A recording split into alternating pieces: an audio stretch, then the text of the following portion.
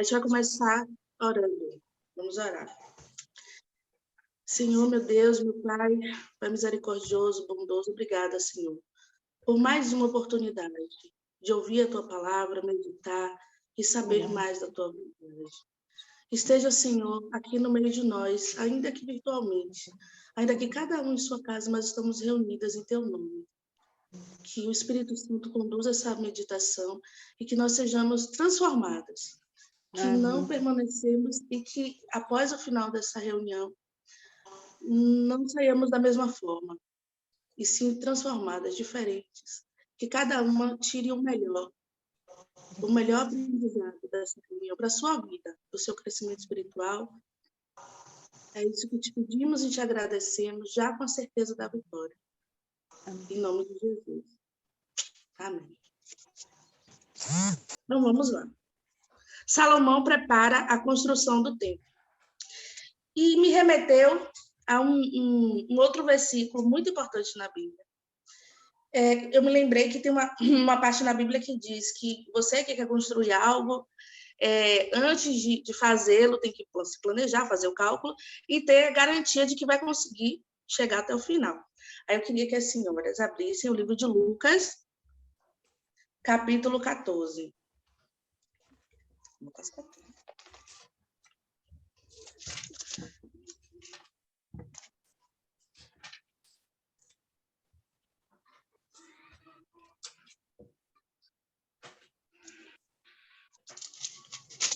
Lucas 14, 25.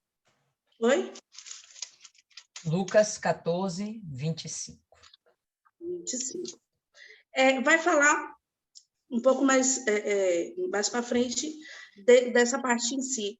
Mas, quando você lê, é importante ler o capítulo todo. E tem um subtítulo, né? As condições para ser seguidor de Jesus. Em outras versões diz o preço do discipulado. Isso é Jesus falando. Não é um discípulo, não é um Paulo da vida. São palavras de Jesus.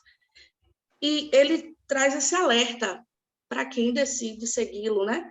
Quem decide ser cristão. Todas nós tivemos um momento que aceitamos Jesus como nosso Senhor e Salvador. Mas ele nos alerta o preço disso. E a partir do verso 25, vou ler na minha versão. Certa vez, uma grande multidão estava acompanhando Jesus.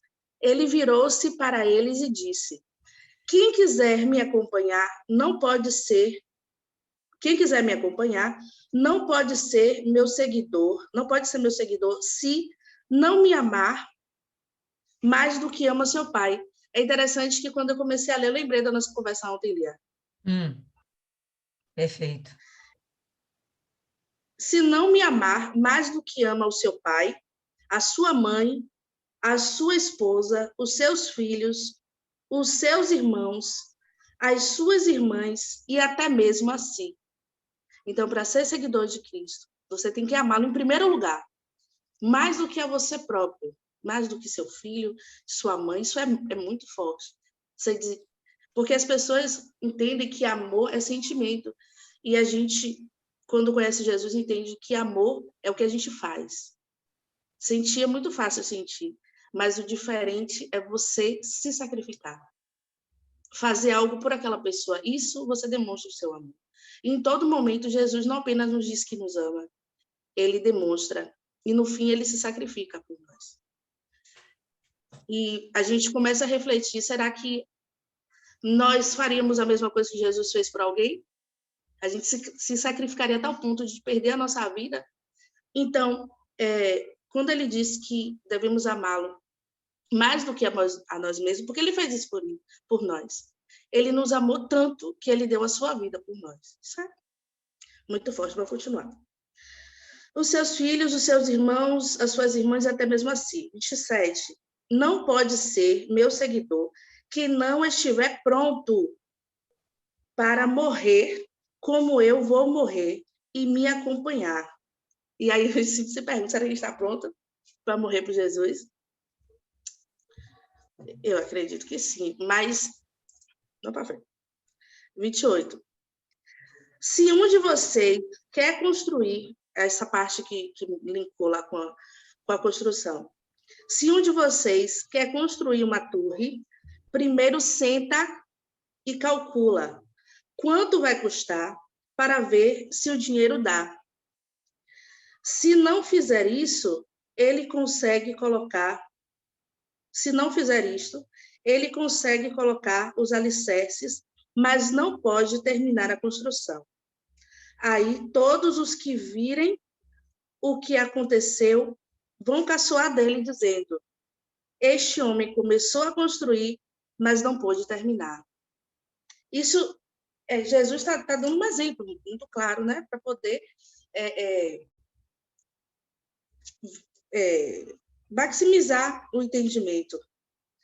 E isso é muito claro, a gente vê algumas pessoas que vestem a fantasia de cristão, né, de crentes, e você vê no seu trajar, no seu modo de falar, mas eles não tiveram esse cuidado de se preparar. Como a gente está se preparando, meditando, a gente vê que é uma construção, o reino de Deus e a busca do reino de Deus é uma construção, a gente está construindo, galgando no nosso lugar, o céu.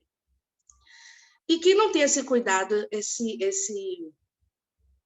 essa diligência de se preparar e estar sempre em constante preparo para seguir Jesus e fazer o que ele mandou, a gente corre o risco de não conseguir chegar até o final. Por isso que a gente às vezes se pergunta, por que tanta gente cai? Fulano caiu, o pastor caiu, o bispo caiu, porque não tiveram esse devido cuidado de amar ao Senhor Jesus em primeiro lugar, até mais do que assim, e de buscar sempre o reino de Deus em primeiro lugar. Buscar sabedoria, buscar palavra, conhecimento da palavra, como estamos aqui nesse momento. Para em que verso? Ninguém lembra. 28. 30. 30? Uhum. E aí, do caçoar. E aí a gente vê essas pessoas caindo e o diabo dá risada deles. Porque é a maior glória ver uma pessoa que se dispôs a seguir Jesus e essa pessoa não teve essa diligência e cai, e aí o diabo dá risada, claro. E muitas pessoas murmuram, não. Tem uma palavra, lembra, Lília? Ficam futicando, não. Me ajuda com a palavra, eu sempre ajudo vocês com a palavra. Fazendo comentários a respeito da pessoa que caiu? Comentando ali da queda. E eu me lembro muito da Uraque, que eu achava muito estranho os comentários, né, os vídeos, até o povo que se diz crente criticando, né, meio que fazendo chincana da situação da criatura. E isso é motivo de pena e tristeza, não só para uma vida que a gente está vendo se perder, uma alma sendo perdida, mas porque aquilo dali traz esse riso, esse chicalho por parte das pessoas que estão do mundo. Olha lá, era tão crente, né? E agora caiu. E isso é muito ruim. E isso traz para mim, como experiência, ter essa diligência para não cair nessa vergonha. Isso é uma vergonha. Você está na fé, iniciar e não conseguir concluir. Como Paulo, que pôde ter a glória de dizer no fim da sua vida, combati o bom combate. Esse é o desejo de cada um dos crentes, porque a gente sabe que a caminhada não é fácil. Linda? Sim. Este homem começou a construir, mas não pôde terminar. 14, 20 e 35. E aí, por que Salomão começou essa construção depois de 4 anos de reinado? A gente viu no capítulo 4. No capítulo 4, ele fazendo a estrutura do seu reino, né? Dividindo por 12 regiões e a provisão. A gente viu tudo isso no verso 4. Os administradores, que até os governadores tinham alguém para poder poder dirigi-los, poder supervisioná-los, isso, essa é a palavra, supervisioná-los.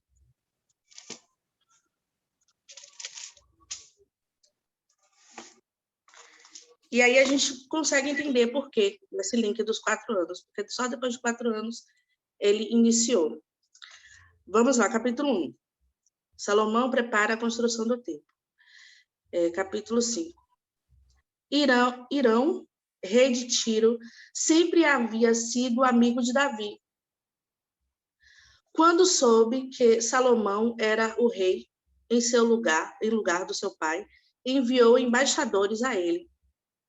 Então Salomão mandou a Irão a seguinte mensagem: Você sabe que Davi, o meu pai, teve muitas guerras contra as nações ao seu redor.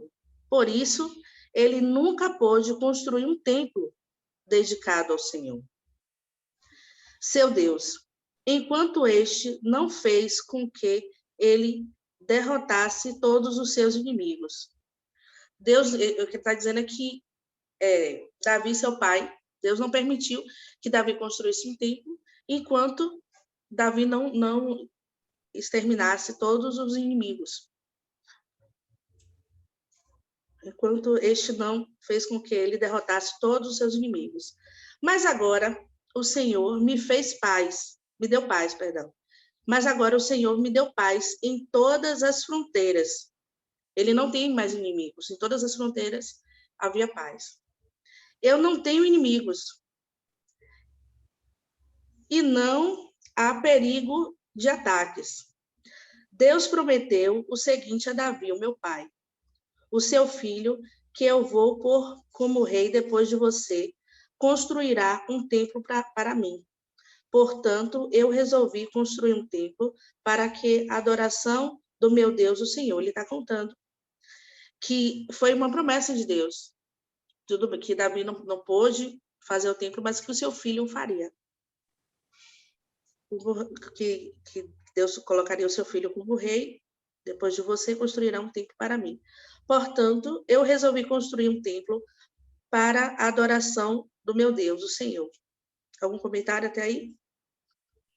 Lia? Vários, mas eu vou deixar mais para o final. Fica à vontade aí, se alguém já quiser ir Comenta, falando. amigo.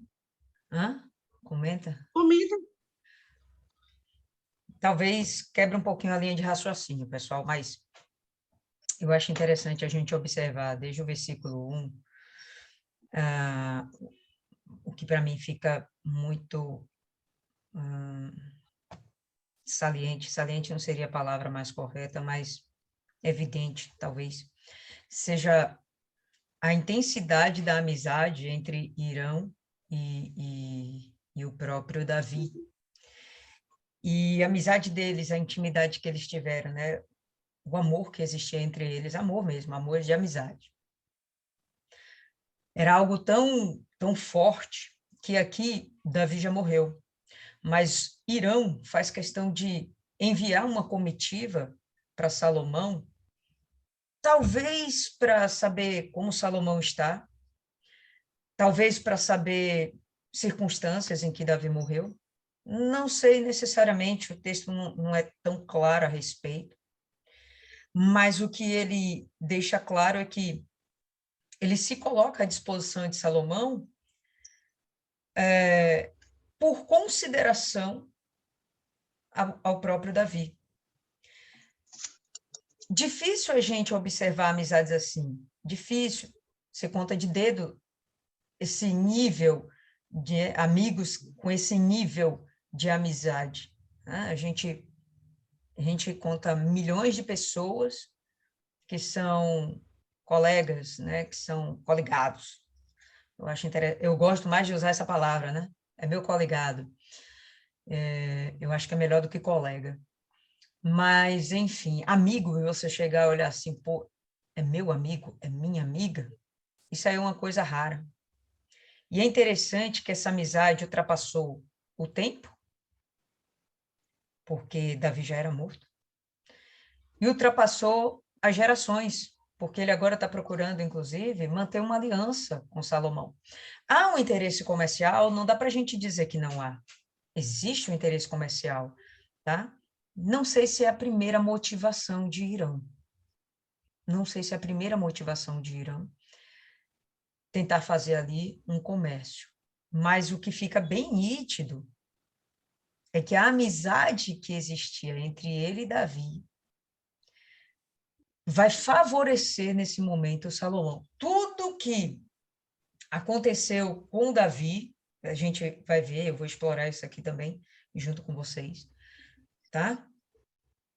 De alguma forma acaba beneficiando Salomão em seu reinado, obviamente, por conta das promessas que o próprio Deus já havia feito a Davi. As promessas não foram feitas para Salomão, as promessas foram feitas para Davi.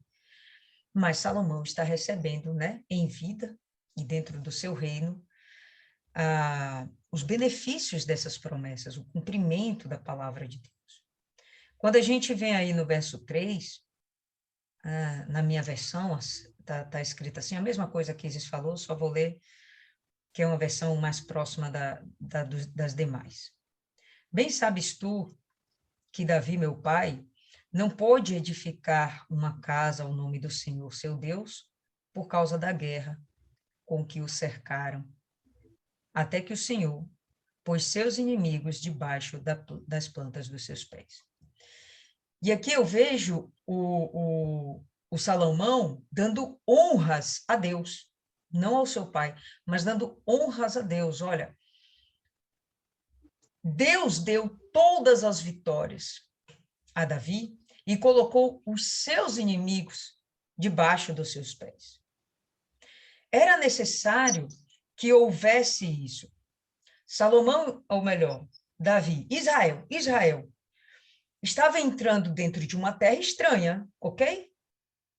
Dentro de uma terra que já possuía moradores. Já imaginou você querer entrar, né? Eu quero adquirir um imóvel. Ah, mas o imóvel já tem um morador. Sim, mas eu quero morar lá também. Então, você vai ter que dar um jeito. Ou você vai lá, compra o imóvel e desaloja aquela pessoa, ou então você vai dar uma de maluca, vai lá matar os outros para ficar com aquele bem. Então, o que aconteceu com Israel é que eles entraram em uma terra que não lhes pertencia e, obviamente, aquilo não ia ser uma coisa pacífica. Pensa aí na cabeça de vocês, não tinha como isso ser pacífico. Não tinha. Então, em primeiro lugar, as guerras eram necessárias. Haveria, sim, os confrontos, e a intenção dessas guerras não era simplesmente para dar glória a Davi, mas para que o próprio Deus mostrasse para todos que estavam lá na Canaã que existia um Deus que era suficientemente poderoso e possuía autoridade para desarraigar todo aquele povo e fazer com que Israel dominasse sobre eles. Davi foi o cara usado, o vaso de barro usado para esse fim. Mas Deus é quem usou essa situação para mostrar aos cananeus idólatras que os deuses deles eram falsos deuses, mas que o Deus de Israel, sim, faria o que quisesse quando quisesse. E nesse exato momento ele está cumprindo uma promessa que ele fez lá atrás, nós sabemos, para Abraão. Quando a gente espiritualiza esse contexto,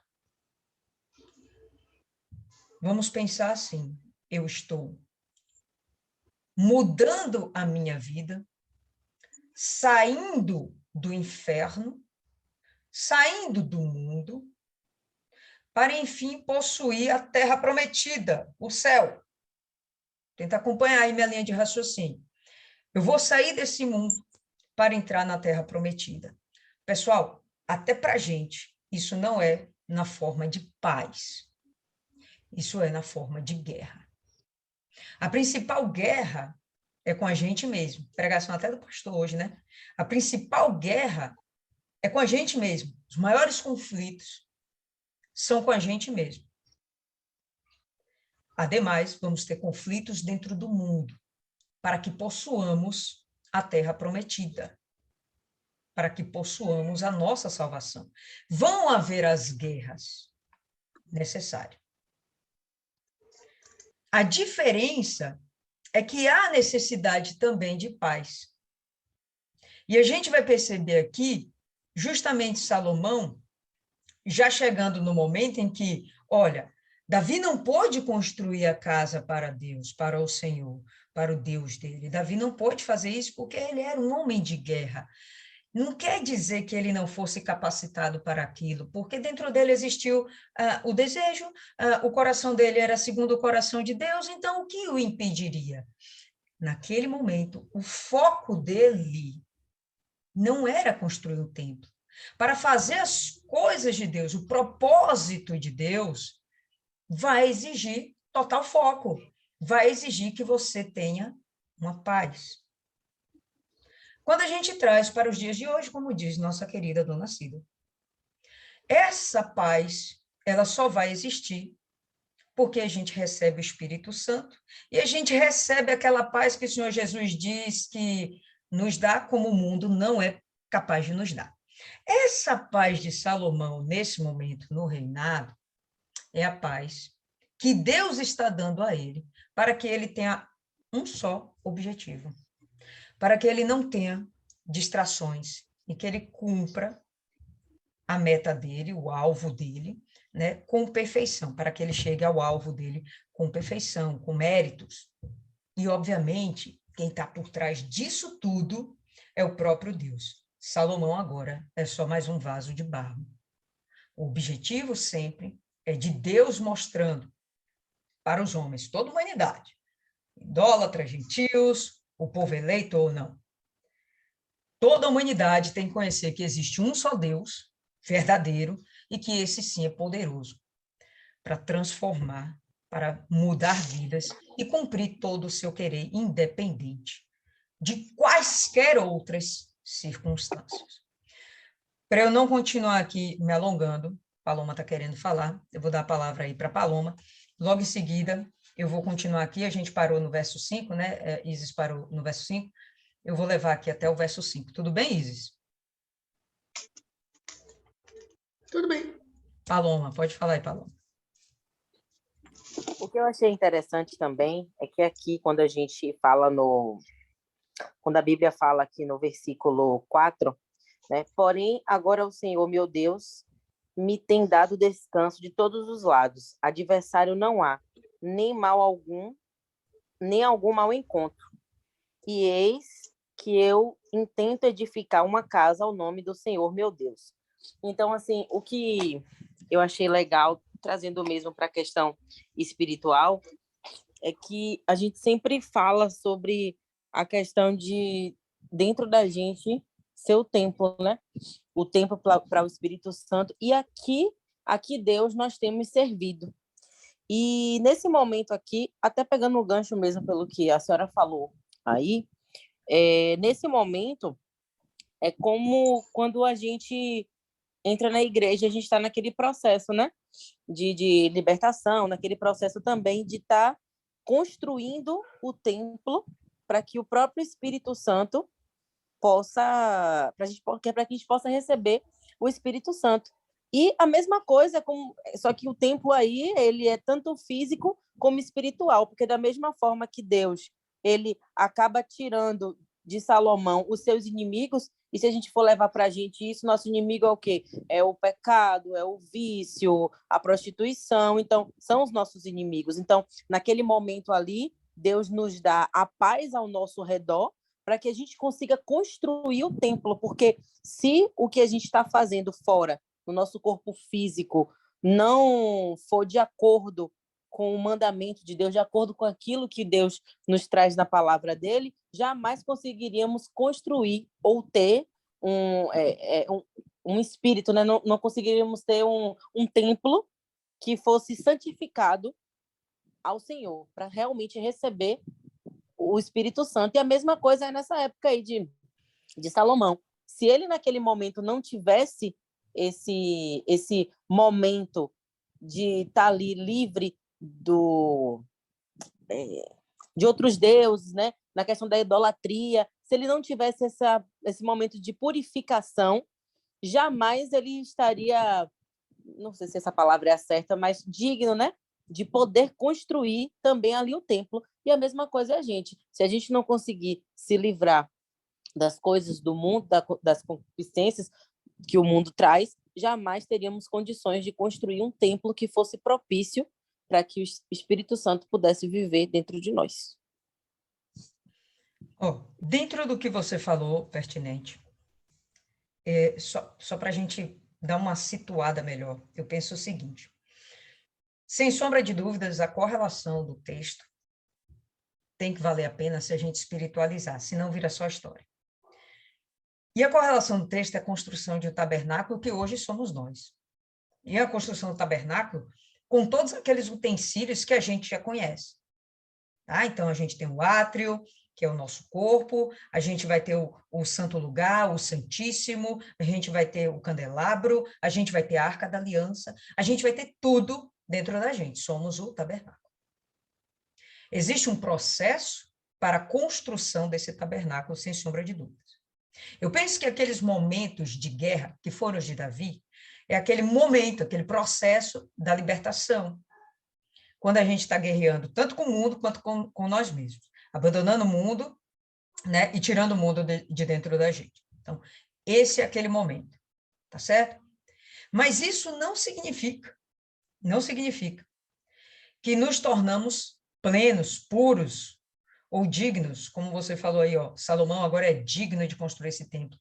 Não penso que ele seja digno, tanto que a gente vê que ele já começa errado. Por quê? Porque ele é falho. Por quê? Porque ele é humano. Então, não vai haver dignidade em homem nenhum.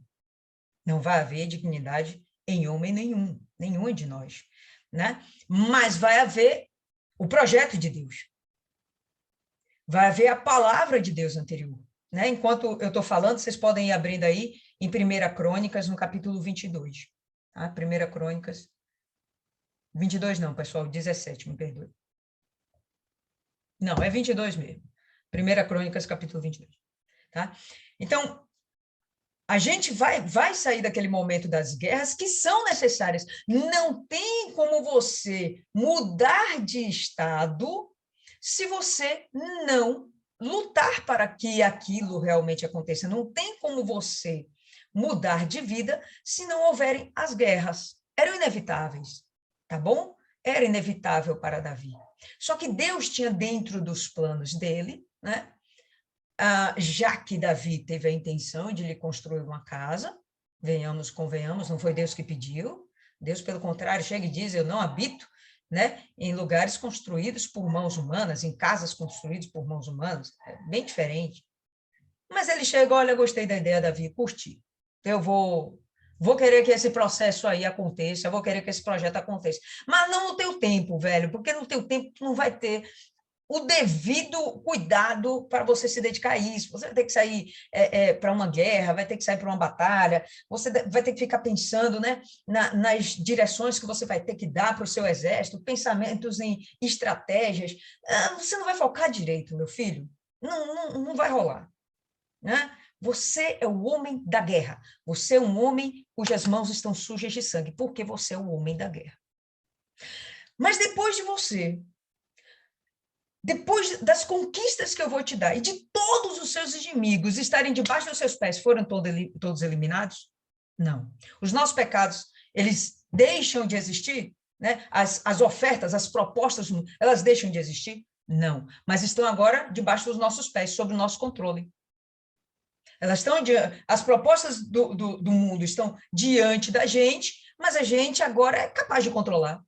Né? Antigamente, tinha desejo de beber. Não, agora isso não me atrai. Não quero. Né? Antigamente, quando menos espera, você estava mentindo, agora você diz, não preciso disso, não, eu vou falar a verdade e dou a quem doer. E por aí vai, você agora tem esse domínio e você pode agora focar o reino de Deus com muito mais propriedade, né? Então, pronto, passou a fase Davi, agora entramos na fase Salomão. Vamos ver o que diz aí 1 Crônicas, eu mandei vocês abrirem, não abri, peraí. 1 Crônicas 22. a gente vai ver Deus determinando algumas coisas.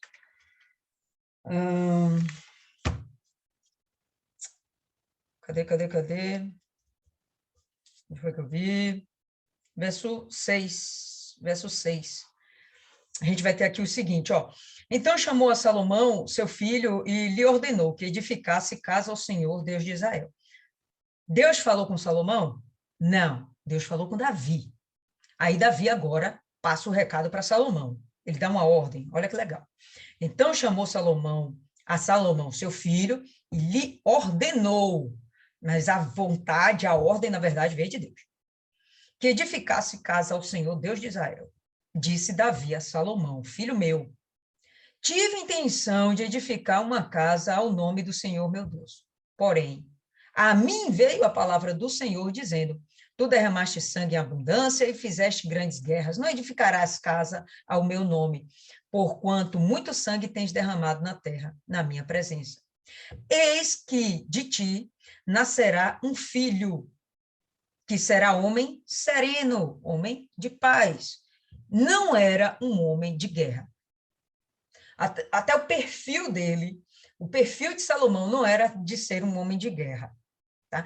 Para a liderança, inclusive, do reino, ele era um cara fraco. Se não fosse a sabedoria de Deus, Israel estava lascado. Mas, enfim, um homem sereno, pacato, que vai, inclusive, ter facilidade para me ouvir. Vamos lá. Porque lhe darei descanso de todos os seus inimigos em redor. Então, o poder de Deus, mais uma vez, sendo manifesto. O próprio Deus falou, eu lhe darei descanso, eu lhe darei paz. Eu, Deus, o Senhor, é quem dou a paz. Bacana. Eu lhe darei descanso de todos os seus inimigos em redor. Portanto, Salomão será o seu nome, que significa paz. Paz e tranquilidade darei a Israel nos seus dias. Este edificará a casa ao meu nome, ele me será por filho, eu lhe serei por pai. Estabelecerei para sempre o trono do seu reino sobre Israel. Quando ele fala, aqui nesse momento, estabelecerei, vamos abrir um parênteses, tá? Estabelecerei para sempre o trono do seu reino sobre Israel, não significa que para sempre o trono de Salomão estará sobre Israel, não é isso. É para sempre o trono de Davi. Estará para sempre em Israel. E isso aqui, ele está se referindo ao Senhor Jesus, tá? Ele está falando de uma promessa que vai se cumprir milênio, depois do milênio, eternamente, tá? Isso aqui não foi para Salomão. Mas, enfim, nos dias de Salomão, eu garanto, vai ter paz.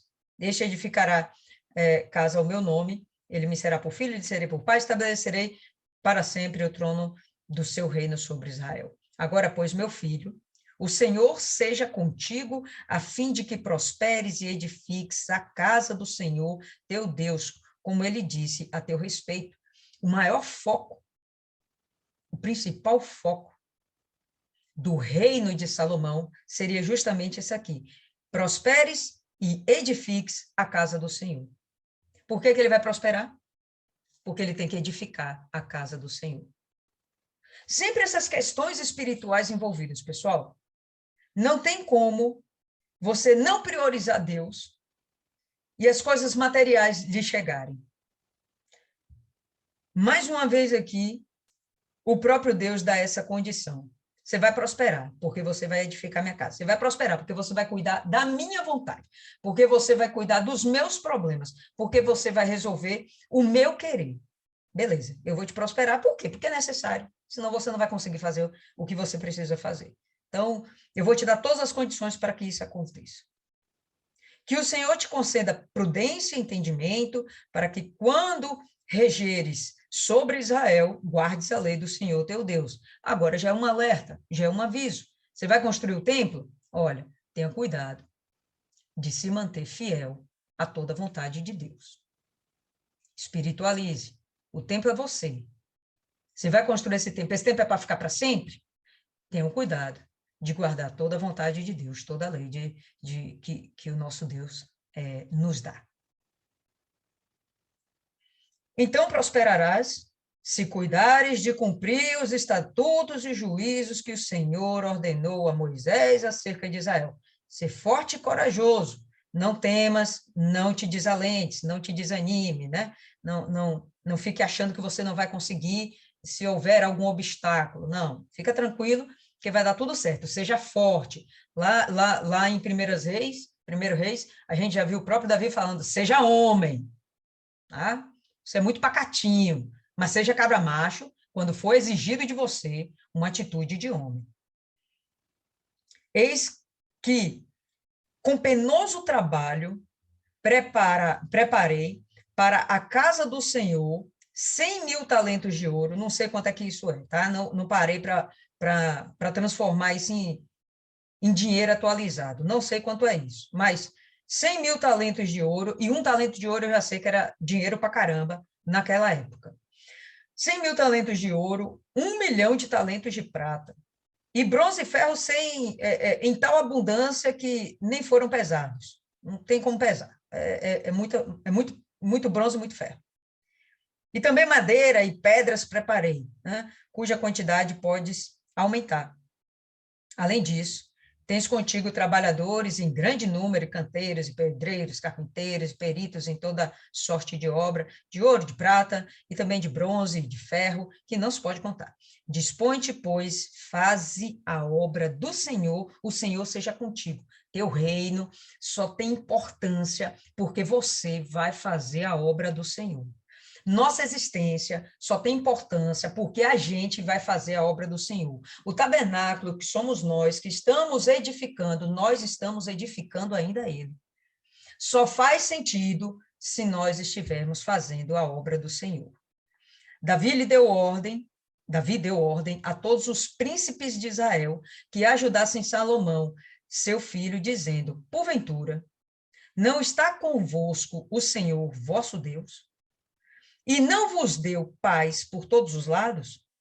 Pois entregou nas minhas mãos os moradores dessa terra, a qual está sujeita perante o Senhor e perante seu povo. Disponde, pois, agora o coração e a alma para buscardes ao Senhor vosso Deus. Disponde-vos e edificai o santuário do Senhor Deus, para que a arca da aliança do Senhor e os utensílios sagrados de Deus sejam trazidos a esta casa, que se há de edificar em nome do Senhor. Em outras palavras, a edificação do tabernáculo não é feita de uma forma solitária. A gente não consegue fazer isso sozinho. Precisamos de pessoas capacitadas, habilitadas, a palavra fala ali de peritos, experts em fazer esse trabalho espiritual. Ainda hoje falava com a turma do EVG. Nós já chegamos num patamar tal que o Espírito Santo nos deu condição e capacidade para estarmos formando discípulos, em outras palavras, para estarmos formando novos tabernáculos, novos templos do Espírito Santo. Essa missão, ela é compartilhada. A pessoa vai fazer a parte dela e outros vão estar ajudando. Salomão estava lá fazendo a parte dele, Davi deu um monte de riqueza para que a obra começasse, e ele ainda falou com todos os súditos dele, olha, ajuda Salomão, ele não vai construir isso aqui sozinho. Né? Quando nós temos essa preocupação de cuidar dos problemas de Deus, de cuidar das almas, nós vamos estar fazendo exatamente isso aqui, construindo tabernáculos a partir de nós. Hoje eu mostrei lá para a turma do EVG uma obreira que foi a primeira obreira que eu conheci quando eu entrei na Igreja Universal. Primeira obreira que eu conheci, e foi a primeira obreira que começou a me ajudar. Ela era muito próxima de minha mãe, tinha uma certa intimidade com minha mãe, estava cuidando de minha mãe, e aí uma das primeiras pessoas que eu tive contato, né, da obra foi ela. E ela começou essa ajuda. Ela fez o trabalho dela sozinho? Não, e nem a parte dela foi principal, confesso para vocês. Para mim, houveram pessoas de Deus mais importantes até do que ela, mas ela teve a participação, me ajudou. Houve um começo, houve um start, e ela esteve à frente disso. Nós temos também essa responsabilidade, tá? Eu não consigo ler esse texto aqui, volta aí para a 1 Reis, eu não consigo ler esse texto e não ter esse tipo de entendimento da responsabilidade que nós temos de confeccionar outros tabernáculos. Não apenas com palavras, com atitudes também, e inclusive, se necessário for, até com investimento. Investimento. Às vezes é necessário. Uma ajuda, não estou dizendo dar dinheiro para os outros, mas às vezes uma ajuda. Às vezes, um voto que você faz pela pessoa, até o financeiro vai ser entrelaçado a isso. De todas as formas, a gente vai trabalhar para que haja essa edificação. Então, vamos voltar aí ao verso 4, como Paloma estava aí falando, né? Porém, agora o Senhor, meu Deus, me tem dado descanso de todos os lados, adversário não há, nem algum mal encontro. Em outras palavras, eu já consegui eliminar a grande influência que Satanás tinha sobre a minha vida. Esse tabernáculo que está sendo formado, entendeu, pessoal? As guerras já se passaram e ele agora venceu o mundo e está vencendo Satanás. Dá para perceber essa conexão? O próximo passo agora é ele vencer a si mesmo. O próximo passo vai ser ele vencer a si mesmo. Por isso que eu falei muito parecido com a pregação que a gente ouviu hoje do pastor. Verso 5. E eis que eu intento edificar uma casa ao nome do Senhor meu Deus, como falou o Senhor a Davi, meu pai, dizendo, teu filho, que porei em teu lugar, no teu trono, ele edificará uma casa ao meu nome. Quem é que teve essa vontade? O próprio Deus, se cumprindo a vontade do próprio Deus. Dá ordem, pois, agora, que do Líbano, isso aqui agora é Salomão falando com Irão, que do Líbano me cortem cedros, e os meus servos estarão com os teus servos. E eu te darei salário aos teus servos, conforme tudo o que disseres. Então, você vai botar preço no trabalho dos teus servos, e eu vou pagar. Vou pagar por isso, não é de graça. Tudo tem um preço. A construção de um tabernáculo, de um templo, tem um preço. Porque bem sabes tu que entre nós ninguém há que saiba cortar a madeira como os sidônios. Mais uma vez a gente vai observar a necessidade de pessoas capacitadas para a realização desse grande feito que é construir um tabernáculo para Deus. Eu me dei ao trabalho de procurar o que tem de tão especial em cortar madeira, porque na minha cabecinha ignorante, o que a gente teria de fazer era chegar lá onde estavam os cedros, passar uma serra, não tinha, né, serra elétrica, então os caras vão lá com uma serrazinha de mão e derruba aquela árvore e pronto, a gente tem ali a madeira. Mas, na verdade, não era assim. Esses cedros, eles, na verdade, deveriam ser colhidos em um determinado tempo, cortados não de vez, mas aos poucos, para que uma determinada seiva e uma determinada umidade saísse dele, porque senão a madeira apodreceria. Essa madeira tinha que ser tratada por pelo menos 3 anos, não é à toa que o Templo de Salomão levou 7 anos para ser completo, porque todo ele é de madeira de cedro revestido de ouro. Tá?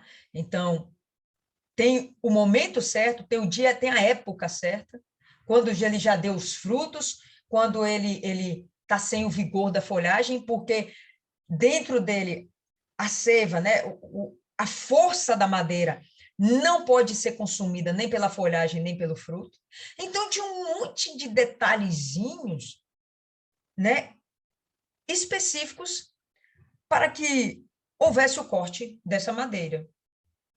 A mesma coisa quando a gente vai cuidar das almas. É qualquer pessoa que tenha capacidade de cuidar de almas? Não. Às vezes, a depender da pessoa, ela termina de jogar a alma no inferno. Não vai ajudar, ainda vai atrapalhar. Mas vamos precisar de pessoas capacitadas. Você acha que essas pessoas que estão aqui ajudando, os servos de Irão, elas simplesmente nasceram com esse dom de cortar a madeira? Elas já adivinhavam, olha, tem que ser no período de outubro, na lua minguante, o corte tem que ser... Não, pô. Houve uma prática, houve uma experiência, houve um trabalhar ao longo de anos, houve um preparo, houve uma capacitação, e para esses caras serem os melhores, houve uma dedicação, houve uma busca para que eles fossem excelentes naquilo que eles se propunham a fazer. O ganhador de almas, o formador de discípulo, ele tem que ter também esse tipo de entendimento. Eu tenho que buscar ser mais para que, então, Deus possa me usar.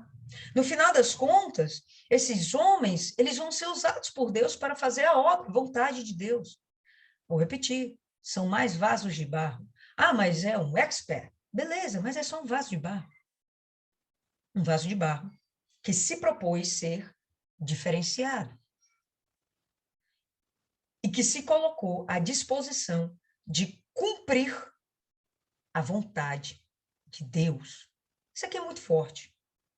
Pessoas que simplesmente decidiram fazer o querer de Deus, extraindo de si o melhor que elas têm para oferecer aquele tabernáculo para que ele seja muito bem formado, porque, enfim, quem vai morar naquele tabernáculo é o próprio Deus, é uma casa para Deus, é algo de muita excelência, é muito nobre, entende? Fala aí, Paloma. E quando a senhora falou aí sobre o cedro e sobre a questão de darmos os frutos, que os frutos, né, seria justamente essa questão da alma, das almas, do cuidado com as almas, né, é muito forte, porque quando a gente vai lá no Salmo 92, no versículo 12 e 13, está lá, justamente sobre o cedro e sobre a questão de frutificar. O justo florescerá como a palmeira, crescerá como o cedro no Líbano. Os que estão plantados na casa do Senhor florescerão aos átrios do nosso Deus. É tipo assim, justamente o que a senhora está falando aí sobre a nossa missão de florescer, a nossa missão de levar para as almas, de ter esse cuidado com as almas. Perfeito. Eu vou ainda mais até. Você não leu não, mas eu vou ler aqui. Na velhice darão ainda frutos, serão cheios de seiva e de verdor. Não tem velhice para quem é servo do Senhor. A todo tempo ele está dando fruto. Essa sexta-feira, eu tinha que... Meu tempo ia ser muito curto esse final de semana. Então, eu tinha que ir para Salvador, eu atendi pela manhã, tinha que resolver um problema antes de ir para Salvador, eu só ia voltar para Salvador no final do dia, não ia mais dar tempo de resolver esse problema. No sábado, eu ia trabalhar, não ia conseguir resolver esse problema. Então, eu cheguei e fui resolver o tal do problema. Para resolver o tal do problema, eu tive que passar lá em frente à igreja. Eu ia até gravar um áudio, eu gravei, cheguei a gravar um áudio, mas na hora passou o carro, não sei o quê, e eu me desconcentrei. Mas o que eu vi foi Dona Cida lá, sozinha, debaixo do solzinho, evangelizando. Devia ser umas 11 e pouquinha, ela lá evangelizando. Não tem velhice quando a pessoa quer servir a Deus. Ela podia se esconder atrás de um monte de desculpas que seriam justificativas para ela. O marido não gosta, os filhos não deixam, ela já tem uma certa idade. é o horário do almoço, não convém, não sei o quê. Mas eu passei, estava ela lá, pertinho do poste, tentando aproveitar um restinho de sombra que tinha naquele ambiente e evangelizando, sabe? Isso é muito legal, cara. Se eu envelhecer, o que eu duvido muito, Jesus vai voltar antes, ou então me leva com 50 anos, porque eu não quero envelhecer. Mas, caso eu envelhecesse, é exatamente assim que eu quero ficar. Aí chega sexta-feira de noite, está minha mãe lá na porta evangelizando, quarta-feira de noite. Quarta-feira de noite. Está minha mãe lá na porta evangelizando. Ela tem um compromisso certinho. Bateu não sei que hora lá na casa dela, ela dá a louca, que 5h30 ela tem que estar na porta da igreja para começar a evangelizar. Sabe? Ela poderia arranjar inúmeras desculpas e que seriam justificativas para ela. Porque, de fato, é uma senhora que tem inúmeros problemas. Eu não dou muito respaldo, muita ligança, vamos dizer assim, para os problemas dela. Eu não faço isso, pelo contrário, eu diminuo. Que mãe, é só isso, uma dorzinha no joelho, um negócio. Eu diminuo tudo, mas eu sei que existem problemas nela de saúde, que a essa altura do campeonato tem um peso, cara. Mas eu não alivio para ela, porque senão ela vai acabar se acomodando. Né? Eu não alivio para mim, senão eu vou acabar me acomodando. Então, essa mesma história eu uso para qualquer pessoa. Mas aí você vai ver uma pessoa de 81 anos dando o melhor que ela tem. Ela é perfeita? Não. Mas ela dá o melhor que ela tem para poder construir um novo templo em outras vidas. Tá? Então, ela está sendo, dentro do entendimento e do conhecimento que ela é, dentro da expertise dela, ela está fazendo o melhor para agradar a Deus. Isso é muito legal, isso é muito forte. Fala aí, Cristiane. Irão, ele que construiu o palácio para Davi, ele que deu de presente. A amizade deles e a admiração dele para com Davi era tão grande que ele deu de presente a Davi o palácio dele, né? E uma outra coisa também que é muito importante, como nós estamos levando para o lado espiritual, é que Deus, ele prepara as pessoas certas para o uso dele. Porque não foi Salomão que entrou em contato com Irão, foi Irão que entrou em contato com Salomão. Porém, Irão é que tinha os melhores servos, que de lá viriam as melhores madeiras. Quer dizer, Deus preparou tudo certinho para que fosse construído da melhor forma o templo dele, né? Então, Deus usou Arão naquele momento, ele entrou em contato com Salomão, e Salomão deu aquele estalo e falou assim, pô, cara, você entrou na hora certa, porque eu estou construindo o templo e você tem aí a melhor madeira. Então, houve também o zelo e o cuidado. Então, Deus, ele prepara as pessoas para a obra dele. Então, Deus, ele vem nos preparando, cada uma com o seu jeito, com a sua maneira. Nós não somos iguais.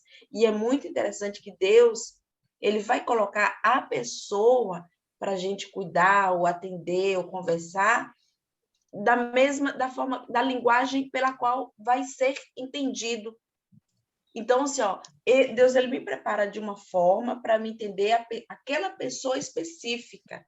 E assim ele vai nos preparando para isso. E ele preparou, deu sabedoria a esses servos aqui de Irão, para poder saber cortar madeira certinho, para ter essa sabedoria para a construção do templo dele. Perfeito. Pode continuar aí, Isis. Verso 7, né?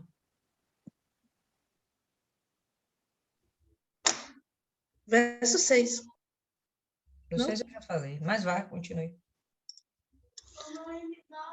Porém, por isso, mande cortar cedros do Líbano para mim. Os meus operários trabalharão junto com os seus, e eu pagarei aos seus operários o quanto você quiser. Como você sabe, no meio do meu povo não há quem saiba cortar árvores, tão bem como a sua gente da cidade de Sidom. Irão a cidade dele, diferente de Israel, era uma cidade que margeava o mar, estava às margens do mar. E há a importância, né, para trazer materiais, mercadorias para o comércio. Era uma cidade estratégica. Por isso também a importância dessa amizade.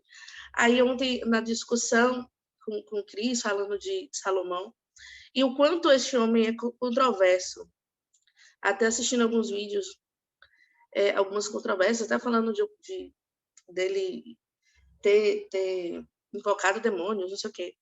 Mas o fato é que ele foi um instrumento importante para a obra de Deus. E Deus deu todos os recursos. Até o seu pai, Davi, teve esse cuidado. Tanto que lá no livro, onde a gente leu em Crônicas, fala que já tinha madeira, já tinha pedras, que ele teria que arranjar mais. O próprio pai deixou um monte de ouro. Na minha versão diz a quantidade. Depois eu leio para vocês, de ouro. Então, ele já tinha ali a faca, o queijo, e como falou Cris, Deus tocou ali Irão, que queria estender a amizade que tinha com o pai, junto com o filho. E a gente consegue ver que a obra é de Deus, e a obra dele é perfeita. Isso me remeteu a Lázaro. Eu fui a um show de Lázaro, quando ele era vivo, claro, né? E ele foi extremamente, no backstage, né? Extremamente grosseiro, não quis contar, assim, sabe? Com os supostos fãs. Eu não era uma, mas eu vi a situação e achei aquilo desnecessário. Eu poderia atender ali, né? As pessoas. Mas eu entendo que a personalidade dele é diferente da obra dele. A obra dele é icônica. E até hoje, o DVD ganha almas. Porque ele tinha ali o apoio e a mão de Deus na obra dele. Por isso que quando a gente tenta ver o homem, puramente o homem, a gente vê nele um monte de defeitos, controvérsias, assim como o pai, porque o homem é falho, né? E perfeito é Deus. E assim somos nós, nenhuma de nós aqui somos perfeitas. Quando eu faço essa autoanálise, eu consigo perceber as minhas falhas. Consigo fazer essa autoanálise e perceber que eu realmente não sou perfeita. E entender a fraqueza do meu irmão, do outro.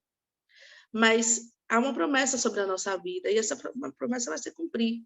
Cabe a nós contribuirmos para que essa promessa se cumpra. E ele diz que tudo podemos naquele que nos fortalece, aqueles versículos que são amplamente conhecidos. E essa palavra eu pego muito para a minha vida, tudo posso naquele que me fortalece. E tudo que eu faço sabendo que Deus é comigo.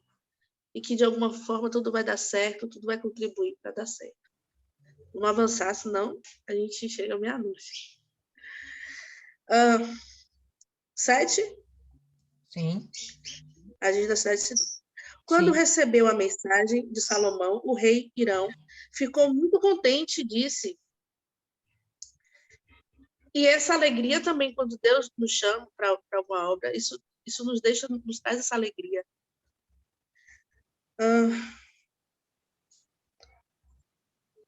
Ficou muito contente e disse: louvado seja hoje o Senhor, que deu a Davi um filho cheio de sabedoria para ficar no lugar dele como rei daquela grande nação. E, mais uma vez, a gente está vendo Irão sendo um homem sábio também, quando ele atribui toda a honra ao Senhor. Não é a figura de Salomão, nem a figura de Davi, que sabemos que são figuras realmente controversas, mas toda a obra me remete na minha obra qual é o nome dele, meu Deus? Do bispo Edir Macedo. Quando a gente vê a obra lá em São Paulo, do Templo de Salomão, e você vê na figura dele um homem realmente fraco, franzino, com uma deficiência, e você consegue ver nele uma grandeza e quanto ele já construiu em alguns anos de ministério. Coisas grandes, mas a gente percebe que ali é Deus com ele. que ele realmente é um homem de Deus, e por isso ele foi capaz de construir tão coisas. E mesmo na sua idade, como eu também admiro muito sua mãe, e ela não aparenta ter 70 anos. Não 81. aparenta, parece 81. Eita Deus, a gente se acertou. Parece uma mocinha, e ela é super agitada, e ela às vezes não tem paciência comigo. Que ela nunca me disse, mas eu sei que ela acha que eu sou melerda. E eu sinto toda agitadinha, assim, acho muito legal. E vejo no Bispo também todo dia, ele faz live. Eu já assisti live dele, 4 horas da manhã, ao vivo. E ele incansável, sabe? E usando a câmera, às vezes, na cara dele, assim. Eu disse, meu Deus, tá sozinho, ninguém tá assessorando. E desenvolvendo o ministério dele dia a dia, e com essa, e com essa alegria.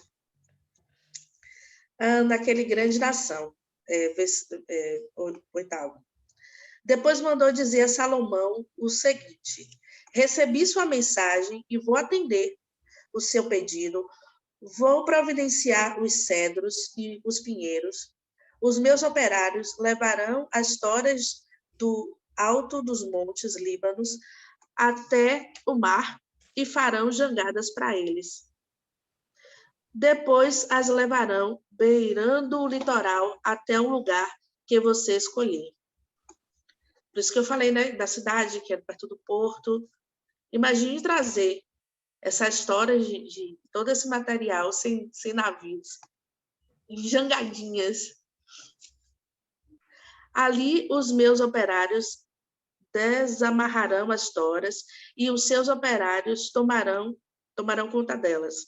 E eu gostaria que você fornecesse alimentação para os meus operários. Salomão se dispôs a pagar um salário para os operários, e aí o rei está pedindo ali só alimentação, forneça alimentação para eles. Verso 10. E assim Irão forneceu a Salomão toda a madeira de cedro e de pinho que ele pediu. E cada ano, Salomão forneceu a Irão 2.000 toneladas de trigo e 400.000 litros de azeite de oliva puro para alimentar os homens dele.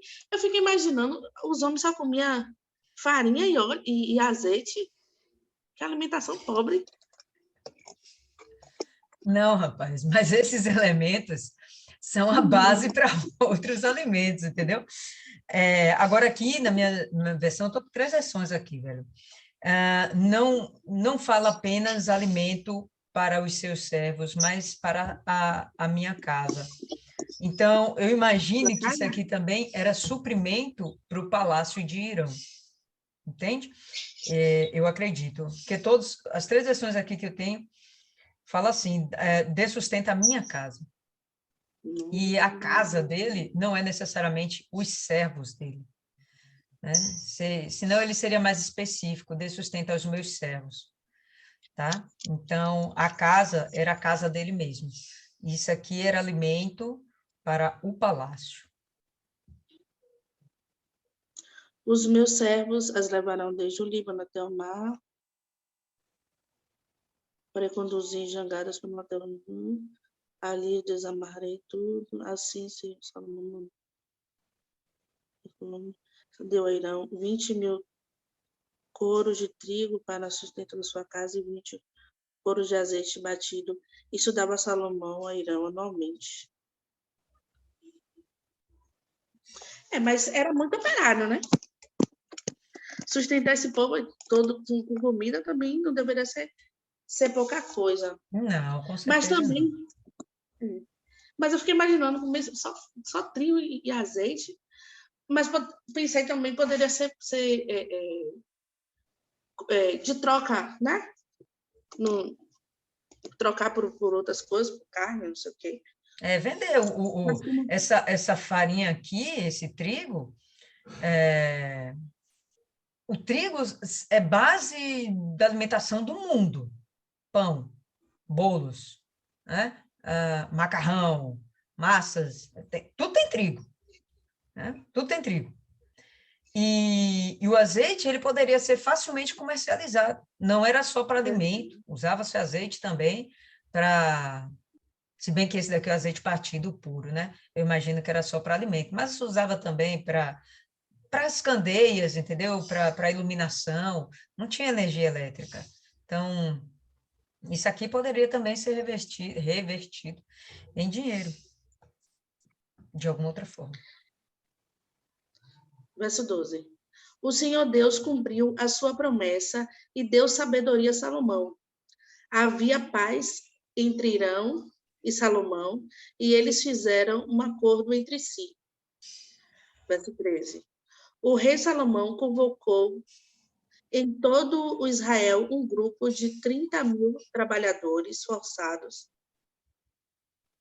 e pôs Adoniram como chefe deles. Salomão dividiu esses trabalhadores em 3 grupos de 10.000 homens. Cada grupo passava 1 mês no Líbano e 2 meses em casa. Importante, antes disso, quando ele diz que Deus cumpriu a promessa, a gente vê a sabedoria até nessa gestão dos escravos e desses escravos terem supervisores e de dar esse descanso. Eles trabalhavam 1 mês e passavam 2 meses em casa. Eu acredito que isso não gerasse revoltas ou até a morte desses trabalhadores forçados. E também a sensação de estar fazendo alguma coisa, algo grande, de pertencimento. A gente vê na psicologia que isso é importante, isso é motivacional. Isso faz com que os trabalhadores trabalhem com mais vontade, mais afinco. E a gente viu que 7 anos a construção, mas a gente tem que pensar que essa construção é toda braçal, de forma muito artesanal, não tinha máquina, não tinha britoneira, não tinha, quando daquele negócio que bota as coisas para cima? Guindaste, elevadores. Não tinha guindaste, não tinha cimento, era a parte do mar era até mais fácil, né? Botava na jangada e vinha trazendo flutuando. Mas acredito que não foi fácil. Mas, em compensação, não foi tão demorado. Até porque o templo, depois que ele construiu para si, demorou 13. E o que ele fez para o Senhor demorou 7. Vamos guardar as devidas proporções. O palácio dele era muito maior do que o templo em si, né? Mas o templo tinha mais cuidado, não podia ter metal, não podia quebrar nada lá, já trazia meio que pronto. Mas também era só um grande salão, venhamos, convenhamos. Mas não era nada de tão extraordinário, não. Estrutura, beleza. Mas e essa decoração, essas madeiras, tudo revestido de ouro, tudo muito decoradinho, né? Não estava ouro chapado, estava tudo muito trabalhado. Tinha muitos artesãos ali. Ô, cara. Você acha que foi fácil? Não foi fácil, não, mas ele tinha bastante gente trabalhando para isso. Ó, você está falando de 10.000 aqui agora. Vamos para adiante, vai, continue. Todo dia. 10.000 não, 30.000, desculpe, mas vai, continue. Salomão também mandou à região montanhosa 80.000 homens a fim de cortar pedras e 70.000 homens para carregá-las. A questão das pedras, que eram pré-moldados. Não podia quebrar lá, não houve zoada. Tanto que a gente vai ver lá no verso 6. E a gente vê até hoje alguns modelos de construções que é o mais moderno hoje em dia. É o pré-moldado, as peças já vêm inteiras, vai encaixando como se fosse Lego. E eu estava na minha pesquisa, o Templo de Salomão, ele é referência em construção, nas construções ditas, esqueci o nome. Quando é para templos religiosos, tem um nome. Sim. Me ajuda, te ajudo tanto com as palavras que me ajuda. Mas eu não conheço isso aí, eu não sei. Mas tem um nome, mas é isso aí, arquitetura para templos religiosos. Ela até hoje é referência nas construções. A exemplo do Templo de Salomão, lá em São Paulo, construído pela Igreja Universal. É algo tão, tão perfeito, tão bonito que em muitas civilizações traz esse modelo em suas construções. Salomão também mandou a região montanhosa de 80 mil homens a fim de cortar pedras e 70 mil homens para carregá-las. Ele colocou 3 mil.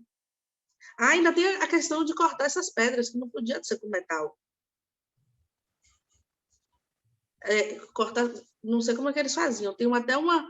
Eu li umas besteiras, essas coisas que a gente vê na internet. Mas eu acabei não chegando ao consenso de como foi que eles partiam essas pedras, já que não podiam utilizar nenhum tipo de metal, nenhuma ferramenta de metal. Quer falar alguma coisa? Você botou uma imagem aí? Não, só para ilustrar aí para o povo. Salomão mandou a região montanhosa 80 mil homens a fim de cortar pedras e 70 mil homens para carregá-las. 16. Ele colocou 3.300 chefes para dirigir o trabalho deles.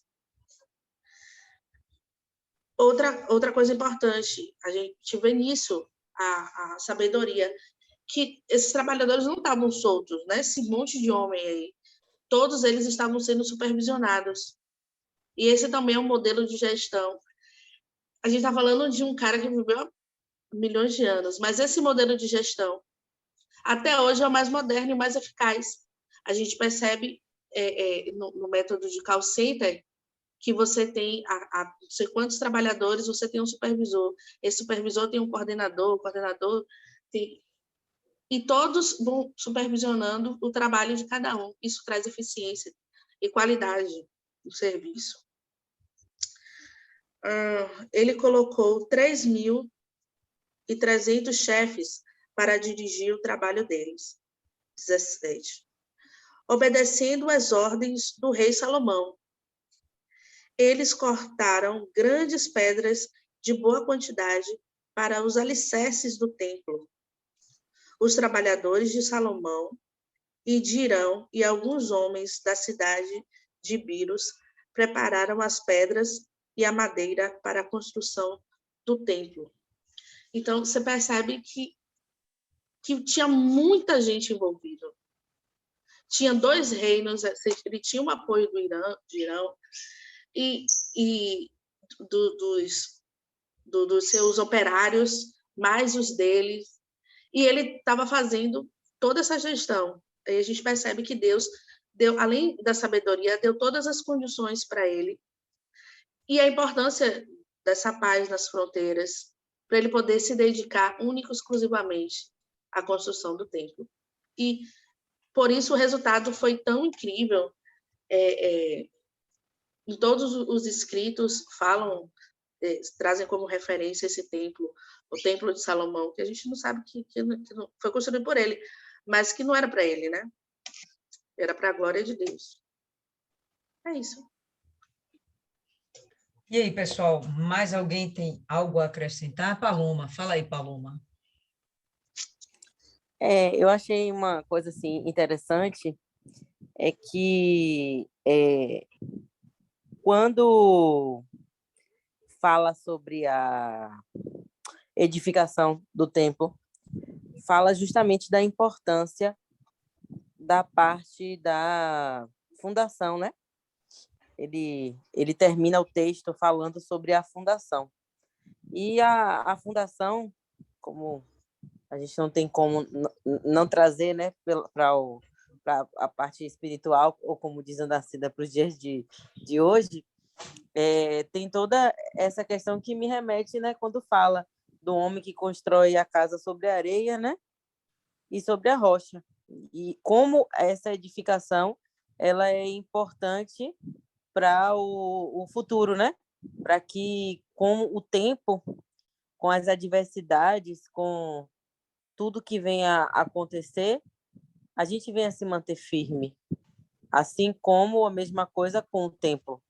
Então, ele termina aí o texto, e eu não acho que estaria aí, de qualquer forma, apenas para poder constar que eles estavam ali preparando o fundamento, mas ver que existia um tempo ali, e se eu não me engano, não fala tanto mais na frente detalhes em relação a outras partes, fala sobre a construção, mas eles dão a ênfase a essa questão da edificação, porque justamente é a base, é onde ali a gente, nesse momento ali é onde nós construímos a nossa intimidade, a nossa força, né? Porque se a partir do momento que a gente começa a caminhada, começa a construir esse alicerce, essa base, não tiver firmeza ali, lá na frente, quando acontecer, né? Que vão acontecer as aflições, os problemas, a gente não vai ter essa força para permanecermos. Só fazendo uma observação, quando a gente fala de edificação, a edificação é a construção de alto a baixo. Então, o termo mais adequado para o que você está falando que procede, está certo, ok? É fundação. É o que a gente vai ver no verso 17, né? As pedras grandes, olha como ele fala, e mandou o rei que trouxessem pedras grandes, pedras valiosas e pedras lavradas para fundarem a casa. Então, o começo de tudo foi com pedras, não é à toa que o próprio Jesus ele é comparado com uma rocha, né? A pedra angular, pedra de esquina, aquilo que dá sustento a tudo, tá certo? Então, eram pedras muito grandes, a gente mostrou aí a figura, eu acho bem complicado a gente tentar mensurar qual o peso disso, né? Realmente não foi algo simples, mas edificar um templo, edificar uma vida para Jesus não é algo fácil. E, sem sombra de dúvidas, a parte mais pesada, a parte que dá mais trabalho e é a mais importante, é justamente o fundamento. Se a pessoa tiver fundamentos muito sólidos, como a gente vê aqui, pedra, não é areia, se os fundamentos são muito sólidos, essa pessoa dificilmente cairá. Esse templo do Espírito Santo dificilmente ruirá, tá? Pode sofrer alguns abalos, mas daí a cair é uma outra história, tá? Então, ele teve esse cuidado, eu penso que esse texto aqui é muito espiritual, vale muito a pena a gente considerar dessa forma. Não é fácil você formar um discípulo de Jesus, não é. Mas não é impossível, dá bastante trabalho, mas a gente tem que estar disposto e fazer o trabalho em conjunto. É extremamente harmônico, a gente vai ver em tudo a sabedoria trabalhando nisso. Quem é a sabedoria? O Espírito Santo. A gente vai ver o Espírito Santo a todo instante trabalhando esse conceito de edificação de um templo, e é necessário muitas pessoas para isso. Isso me remete a vários símbolos. Quando a gente leu lá em João, falando sobre o fruto da videira, né? O fruto da videira a gente entende que são as almas que a gente ganha para Jesus. O fruto da videira é o cacho de uva, que nunca vem uma uva só. É um monte de uvas, né? A todo instante a gente vai vendo esse conceito. A igreja, quando a gente vai ver lá em Atos, eram várias pessoas unidas em um só propósito. Então, todo o trabalho de Deus não é só apenas ele e a pessoa, tem sempre um conjunto. Deus é família, somos todos uma grande família de Cristo, e tudo isso sempre em conjunto, permeado com a sabedoria, que a gente sabe que é uma figura do Espírito Santo. Pode falar aí, dona Alcione. Pode abrir o áudio, abra o áudio. Abra o áudio.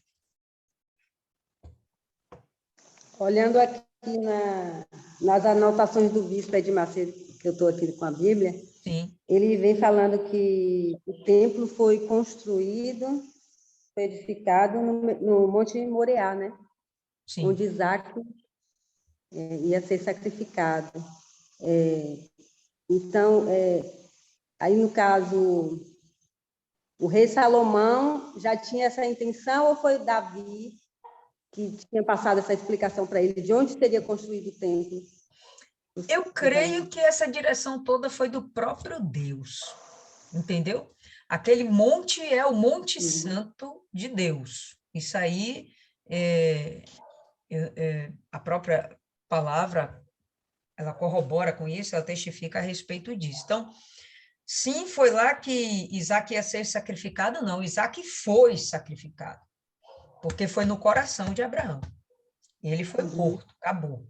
No meio da história toda, que Deus providenciou lá um cordeiro para ele sacrificar, mas no coração de Abraão, esse menino foi morto e ressuscitado. Isso aí vocês podem ter certeza. Então, houve sim o sacrifício de Isaac.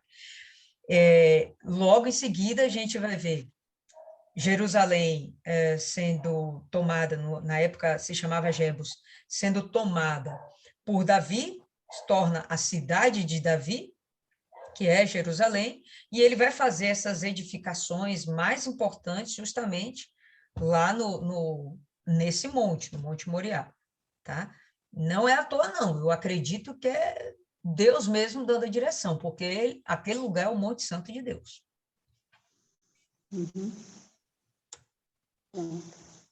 Alguém quer fazer mais algum comentário, pessoal? Algo mais a acrescentar? Fernanda, quer acrescentar alguma coisa aí, Fernanda?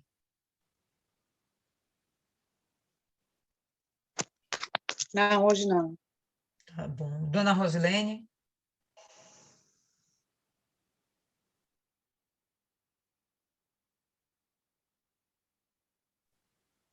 Não, ainda não. Deixa eu estudar mais um pouquinho. Boa noite, pessoal. Desculpa.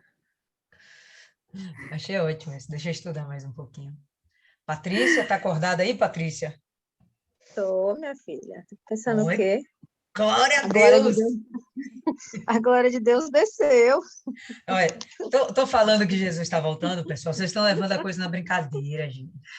Ó, É verdade. essa geração, ela não vai passar sem ver a volta de Jesus Cristo. Está faltando um pouquinho. Olha aí, ó, Patrícia está aí testificando. Jesus está voltando. É isso. E como eu estava conversando hoje, né, com Fernanda, né, Lia?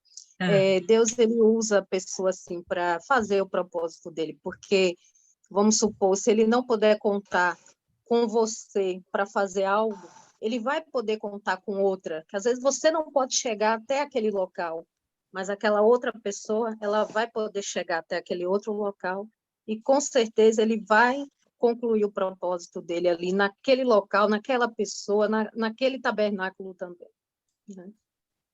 Concordo plenamente. Uma coisa que não tem como você discutir. É muito evidente que a vontade de Deus prevalece, ponto. Tá? O Salomão, ele vai desviar, Salomão vai fazer o que não presta, ele vai decepcionar grandemente nosso Deus. Mas Deus vai ser fiel à palavra dele até o fim, que ele diz que ele ia ter misericórdia. Isso aí depois vocês podem ver lá em 1 Crônicas 17. Ele disse que ele ia ter misericórdia com esse rapaz até o fim dos seus dias. Em outras palavras, Deus não ia matar, Deus não ia desprezar como ele fez com Saul. Não, ele ia manter aquele rapaz lá até o final dos dias dele. Tá? Deus cumpre a palavra dele. A gente que às vezes é incrédulo e não confia, mas Deus é fiel. Então, beleza, pessoal. Deixa eu ver aí. Milene, dá para você fazer a oração de encerramento hoje, Milene? Dá sim, dona Lília. À vontade.